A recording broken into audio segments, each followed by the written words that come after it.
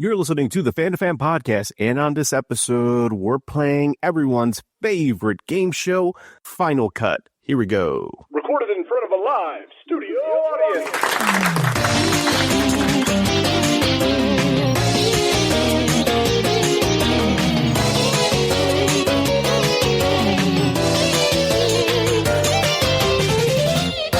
You're listening to the Fan2Fan Podcast. I'm one of your hosts, Bernie Gonzalez. With me, as always, fellow co-host Pete Charbonneau. Welcome to your favorite and everyone's favorite game show. The Fan2Fan Podcast presents Final Cut, a horror movie trivia focused on alternate casting. Are you ready, Pete Charbonneau? Returning non-champion. Here I am. That's right. If folks listen to our first installment of Final Cut, they heard two good examples in Michael Corleone's The Godfather and Marty McFly in Back to the Future. Al Pacino as Michael Corleone. Marty McFly could only have been played by Michael J. Fox. Sorry, Eric Stoltz. They were integral to the casting of those movies and made those movies what they are. You were 1 in 5 last time. Did you have to remind everyone of that? I did. I absolutely did. Where we talked about some alternate casting for Freddy Krueger, Jack Torrance of The Shining, Father Merrin from The Exorcist, and Norman Bates in Psycho 1 and 2. Now, Pete, we are moving into the land of a man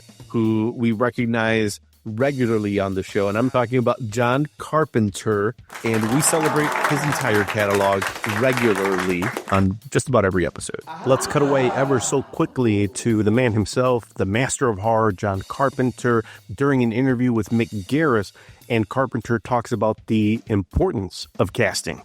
So casting is really crucial. Oh, yeah. But it's all who's available, and can we afford them?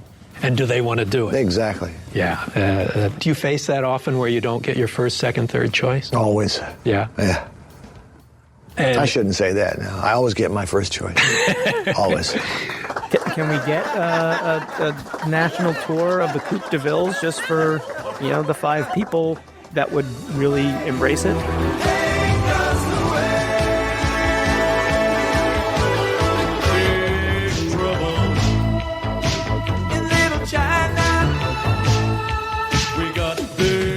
That's right. Last time we talked about Psycho 1 and 2, a movie that is arguably a proto-slasher, right? A movie that really kind of defined the slasher genre, that John Carpenter would take on the baton in 1978 with Halloween.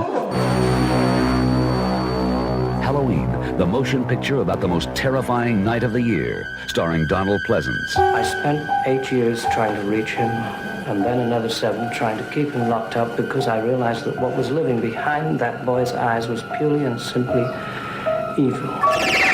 Halloween, the night he came home. Rated R. And there is a role in Halloween, Pete, that is very much celebrated, Dr. Loomis. Oh, Dr. Loomis role. That's right. Dr. Loomis, who was played famously by Pleasance, who made that role iconic. But as is the point of the show, for people might be listening for the first time, he wasn't the first choice to play the iconic Dr. Loomis. There were other alternate casting considerations, and the point of the show, Final Cut, is to try to give you, Pete, a number of different options to, some say, trick you with believable alternatives, maybe other actors similar in age, similar in genre work, just enough to make you look as foolish as possible to see if I can get you to go 1 for 5 again. Fingers crossed. Fingers crossed. Let's see what we can do here. All right. Alternate casting considerations for Dr. Loomis start with Peter Cushing, Horror of Dracula, Star Wars, and so many other films. John Carradine, House of Frankenstein, The Sentinel, and I think a million low-budget horror films that are populating your Tubi queue at this moment. Vincent Price, House of Wax, Abominable Dr. Phibes, and so many other films. And Christopher Lee, The Wicker Man and Dracula, Prince of Darkness. So Peter Cushing, John Carradine, Vincent Price, Christopher Lee, Pete, 4 esteemed genre staples, gentlemen who were considered potentially for the role of Dr. Loomis. But let's be fair, only one of them really was. The other 3 are just bait to try to get you to get the wrong answer. Red herrings. That's right. Well, first of all, how unpleasant for them to have not landed the role of Dr. Loomis, but there could only be one. And I'm about to disappoint the entire Fan2Fan audience out there because I actually know the answer to this one. So looks like I'm going to have to go 0 for 4 from here on out to maintain my perfect comedic record. But I believe the answer would be Dracula himself, Christopher Lee. You are correct, sir. We shot it in 20 some odd days and got Donald Pleasance. Donald Pleasance was there for, was he there for 4 or 5 days, You originally wanted Christopher Lee for I that tried part. Christopher Lee, I tried Peter Cushing, just because of the old Hammer films. They wouldn't hear of it. Really? They wouldn't hear of it. Didn't want to have anything to do with me. Peter Cushing's agent told us, Deborah Hill called him and asked him, said, no, after Star Wars, they're making movies about him. He's not in a movie about something else. So I thought, okay. But Donald Pleasance was one of my favorite actors. I just loved his unique screen presence and ability to deliver lines. It's unexpected what he'll say or do. So for this question, Pete, there were actually 2 correct answers, both Peter Cushing and Christopher Lee. He was considered for the role. He declined, and let's be honest, hindsight's 2020. He later called it one of the biggest career mistakes he's ever made. I mean, come on. Donald Pleasance chewed on the meat that is Sam Loomis for many sequels. Could Christopher Lee had done what Donald Pleasance did? Maybe. I'd like to think all of these actors would have done their own version of Dr. Loomis. There's something interesting about the way Donald Pleasance plays him, where there's a little bit of a recklessness about him in the way that he shows up to Haddonfield, pulls out the gun, his interactions with the sheriff and the townspeople almost makes it feel like everyone is just cannon fodder in his mission, in his quest to stop Michael. I think some of these actors for sure would have had the chops to do this. Hard not to see Donald Pleasance in the role of Loomis, but I could have seen Christopher Lee. I feel like it might have been a slightly different take, but who knows? Because Carpenter wanted him, so he clearly had him in mind. I don't know the history of, did Donald Pleasance bring something extra with that, kind of like you're talking about, that manic urgency of, I'm the one that knows this guy and you're all in deep shit if you don't get your act together and try and stop him. Christopher Lee, I feel like might have brought a little bit more of a reserved, stately performance maybe, but Carpenter might have been Carpenter not wanting that. So it would have been interesting to see what Christopher Lee would have done playing it a little more manic. Yeah, and it's curious that he turned that role down. I don't know a ton about Christopher Lee, but I do know that he was extremely frustrated by the typecasting of playing Dracula so many times in those Hammer horror movies, which I think finally ended around 72, 73. So we're not that far removed from his last portrayal as Dracula. You think he might have jumped at the chance to do something that was not that, but I don't know his reasons for turning down the role. It's some of the smaller parts that surprise me, continue to surprise me. I've had some actors that I've worked with that I've really loved working with, Kurt being one, obviously, but Sam Neill. I just had an experience with Jared Harris. I think it's their training, because Kurt was Disney trained, which was a lot like the things that happen in England. And they bring it all. So you don't have to elicit it. It's nothing, there's nothing confusing. It's not a rewrite necessarily of the script, which a lot of American actors tend to do. 1982, The Thing is released. Anybody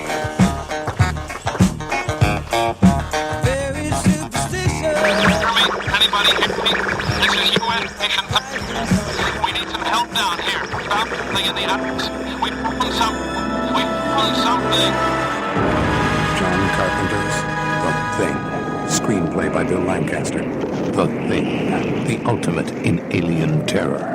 Rated R, under 17, not admitted without parent. Kurt Russell, who just became synonymous with the role of RJ MacReady. He'd worked with Carpenter before, but Carpenter, before casting Russell in the role of MacReady, actually considered other casting options, Pete. Only one of these alternate casting considerations is real. The other ones are just bold-faced lies. And my attempt now is to try to lie to you, Pete, by giving you 4 options. Only one is viable. Okay, and just for anyone listening out there, like if you know the answers, don't shout it out. I will hear it, and you're going to ruin the whole game. So please, we respect you. We love that you're a part of our audience. We love that you're fans of Fan2Fan, but let this thing play out the way that it was meant to, with me face planting with this answer. Thank you so much. Alternate casting considerations for RJ MacReady in The Thing include, potentially, Jeff Bridges, who was in Tron and Against All Odds and King Kong, Tom Berenger, who had at the time been in The Dogs of War and The Big Chill, James Woods, he'd been in Videodrome and Cat's Eye, and Nick Nolte, who at the time had been in 48 Hours and North Dallas 40. So Nolte, Woods, Berenger, the sniper himself, or Jeff Bridges. Wow. This is a tough one because MacReady is just so synonymous with Kurt Russell. I can't imagine anyone else inhabiting that role. Who else could wear that sombrero? Very few people could do that and pull it off. Who else could grow that beard?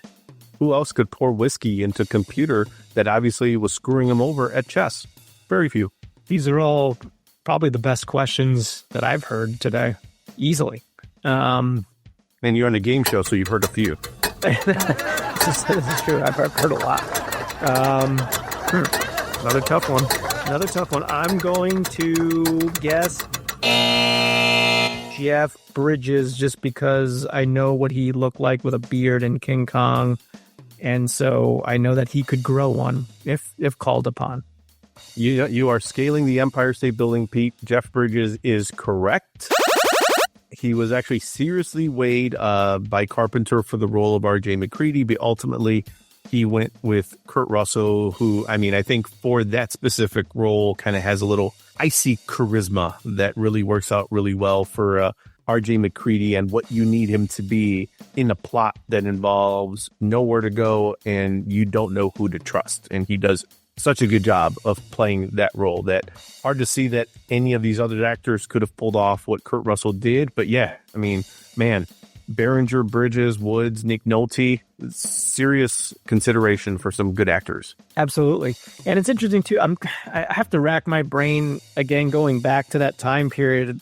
Obviously Kurt Russell was known and he had done Escape from New York. He'd done the Elvis thing with Carpenter. He was a Disney kid too. So, but I'm trying to think in terms of like his star quality, where it was at that point. There's so much of The Thing, which is like just a great coming together, all these like amazing character actors where like no one's really stealing the show because you've got all these men in this case that are just so used to doing those character roles that they just all kind of really seamlessly fit together as part of that Antarctic research unit. So Kurt Russell had been in so many of those like Disney films that we kind of grew up with, good family classics, right? And then 78 Halloween comes out. I want to say in the same year, I could be remembering this wrong, Carpenter does Someone's Watching Me with Adriana Barbeau, who he eventually marries maybe a year or two later, before 82 in The Thing. He does the Elvis movie that stars Kurt Russell. And I think that was the film swayed audience and critics to see Kurt Russell as more than just, the kid that was in all of those Disney films. Yes. And that's why he wanted Escape from New York, right? Because that was like the one he's like, I got to play someone that I got to bust out of like what people have known me at up until this point. And I'm trying to think like Jeff Bridges, The Big Chill, that was like 1980? Like, because he was starting to like get into bigger and bigger pictures. And I don't remember, was he nominated or did he win an Academy Award for Big Chill or something like that? I could maybe that or Against All Odds. Again, during that time, I think of Tron, but in some ways, he plays almost the opposite of what I would think MacReady is, because there's sort of like a lackadaisical hippie quality to him in Tron. He doesn't play it the way that I would see anyone playing RJ MacReady, but I think that's the thing with a lot of these actors is that they can kind of take on a lot of different shells. I've only ever seen Tom Berenger in kind of like a very serious role, Dogs of War, Big Chill, later movies like Sniper. I guess he could do it. I just think there's something about the way we always see Kurt Russell in all these movies, right, where he plays the John Wayne analog in Big Trouble from Little China, MacReady in The Thing, Pliskin. There are layers to what he's doing that make his performance so memorable, that it's not the one-note John Wayne performance. And I certainly think all of them would have been capable of delivering a performance, but again, it's impossible to know because we have the actual movie that we've grown up knowing and loving, and so we're taken with Kurt Russell's performance. So like to then go back and rewind it, there's a special ability to kind of be a nihilist but still have like the innate charm to not be just not that he would be a despised character, but like if you're someone that's just that much like kind of given up on things and like has that cynical view, it's easy to fall into the trap of like, this guy, like, is he gonna die at some point, or can he die at some point because it's a little too much? But like Kurt Russell is like, he kind of brings you into his character where you're obviously we're rooting for him, like to make it through at the end, and some of it's just because he gets written some of the the badass lines and action stuff that he gets to do. But again, it's tough for me to separate the performance. Tell you, the word that comes to mind to me is like accessible, where you want an accessible nihilism, where I think as the audience you kind of see that this character is a little world weary, and you can almost put together MacReady's history. He was like a military helicopter pilot.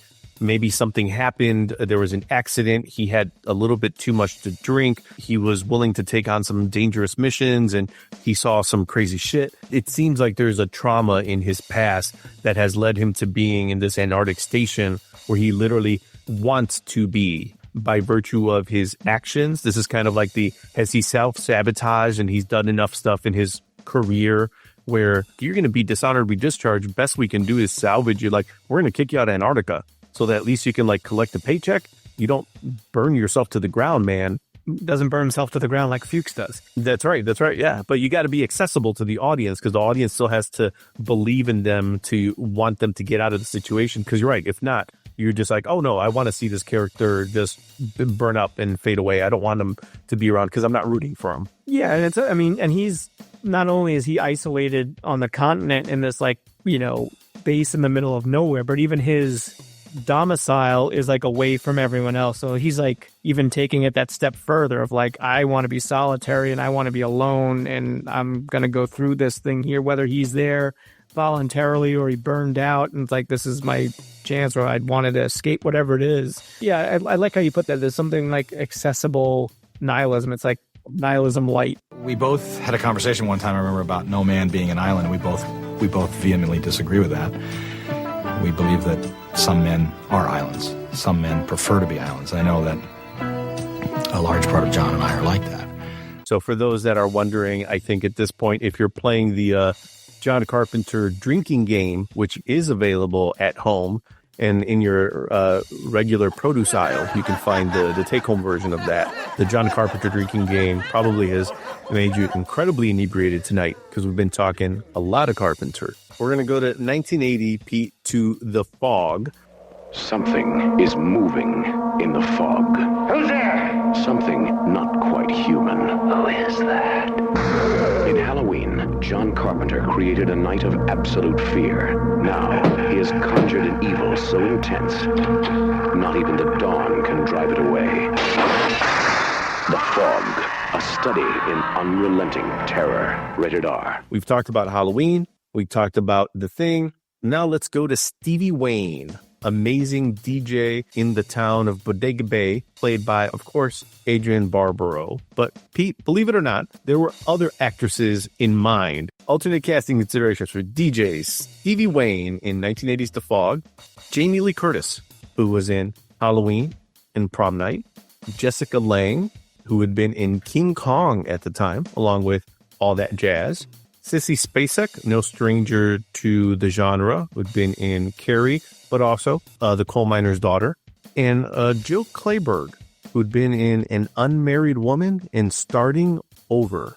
So obviously John Carpenter, no stranger to Jamie Lee Curtis, Jessica Lange, you talked about King Kong a little earlier, Sissy Spacek, Carrie, Jill Clayburgh, all great actresses, all potential alternate casting considerations. Only one of them could have been DJ Stevie Wayne. Got another conundrum on my hands trying to figure this one out. You're almost guiding me to say Jamie Lee Curtis just because she's in The Fog.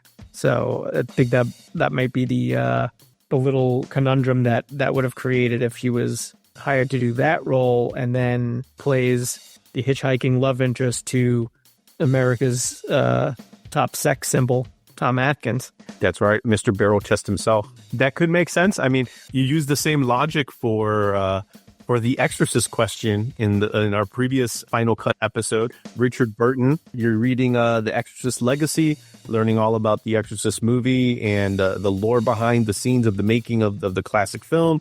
You mentioned Richard Burton was considered for the role of Father Merrin. Eventually, Max von Sydow gets the role, but Richard Burton comes up in part 2. This could be a Jamie Lee Curtis, Richard Burton type situation where Carpenter's like, hey, we've worked together. We made some great music in Halloween.